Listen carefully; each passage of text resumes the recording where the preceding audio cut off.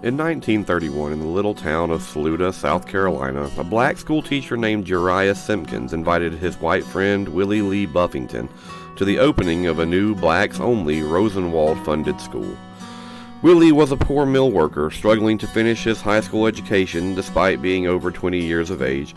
However, he and Uriah had been friends since childhood, and Willie eagerly accepted his friend's invitation. At the inauguration of the school, Willie was struck by a startling revelation.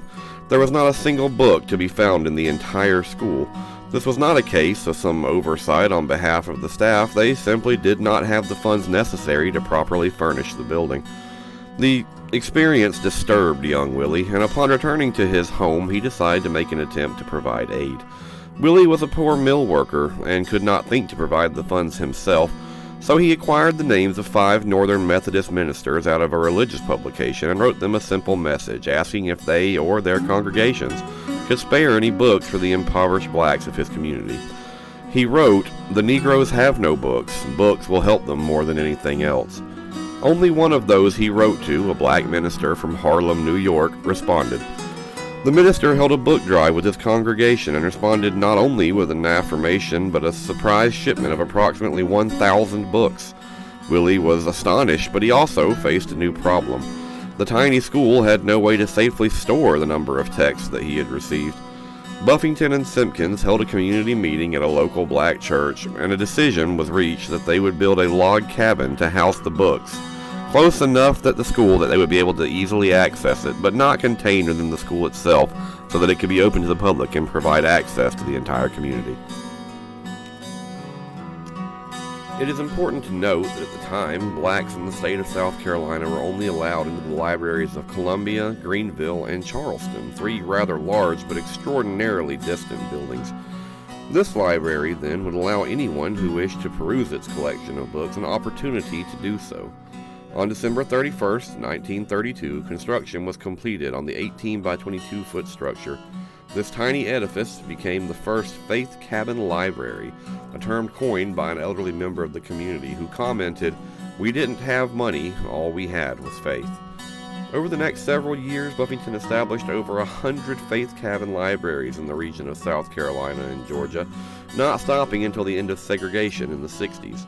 Most were simple affairs, using barrels as chairs and lit with kerosene lanterns, but they provided the people and the children of the local black communities with a place to access books without reproach. Of these 100-plus structures, 3 remain standing to this day, barely 90 years later. As luck would have it, they are all located in the upstate of South Carolina, and so am I. The first and easiest to find of the remaining 3 cabins is Oberlin Cabin, located in Seneca, South Carolina. The Oberlin Faith Cabin Library was named after Oberlin University, who chose to donate the books needed to found the tiny edifice. Oberlin Cabin was originally built on the same grounds as the Seneca Institute, a blacks-only primary and secondary school established at the turn of the century, which later went on to offer college courses to black students seeking higher education. Seneca Institute closed in 1939, crippled during the financial upheaval of the Great Depression, and all of it, save the library, were razed in the 60s. Today, all that remains of this once fine institution is Oberlin Faith Cabin Library, which is currently being restored due to the work of Richard Owen of Clemson, South Carolina. With Oberlin Cabin's location easily discerned, I turned my gaze to the nearby town of Pendleton. My research suggested that another of the remaining 3 cabins was nestled somewhere in this tiny historic town. Sadly, unlike the Oberlin Cabin, there was no listed address, just a street name.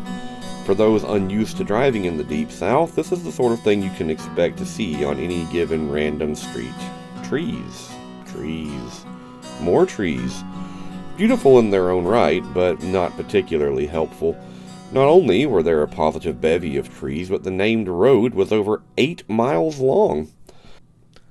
Eventually, and mostly by luck, I stumbled upon the Faith Cabin Library. Unlike her Seneca sister, the Pendleton Faith Cabin Library boasts no acknowledgement of her existence, standing demurely beside a playground in the Pendleton Community Center. No plaque commemorates the wonderful story that took place here. Even the proper name of the library is seemingly lost to time. A pile of rotting lumber beside the quiet building speaks of a restoration project that was likely abandoned years ago. Peering through the crooked beams of deteriorating timber, it becomes readily apparent to me that the cabin is used as a cross between a storage building and a dump. How many crumbling structures that are passed by every day share such a rich and amazing history? Hopefully, my trip to Saluda, to where this story all began, will be a more pleasant one, where I will discover a cared-for piece of history, and not a forgotten wreck who slowly withers away to the sounds of children playing.